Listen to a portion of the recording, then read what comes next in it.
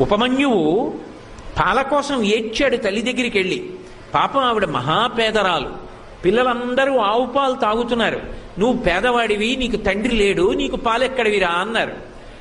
తల్లిని వెళ్ళి అడిగాడు, అమ్మా నాకు పాలు ఉండవా అమ్మా అని అడిగాడు. ఎక్కడి నుంచి తెస్తుంది పిచ్చి తల్లి? ఆవిడ పాలు లేవు అని చెప్పలేక బియ్యపు పిండి నీళ్లలో కలిపి ఇచ్చింది తాగరా అని. పిల్లవాడు తెలియక నీళ్లు పట్టుకుని పరిగెత్తుకుంటూ మిత్రుల దగ్గరికి వెళ్ళాడు.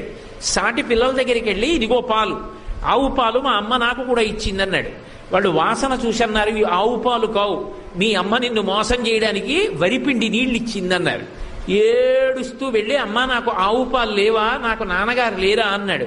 ఎవడు చెప్పాడురా నీకు నాన్నగారు లేరని? లోకములకంతటికీ తండ్రి శంకరుడు, ఉన్నాడు మీ నాన్న. లోకములకంతటికీ తండ్రి శంకరుడు, ఉన్నాడు మీ నాన్న అంది. అయితే ఎలా కనపడతాడన్నాడు. వెళ్ళి తపస్సు చేయి, ఆయన కనపడతాడంది.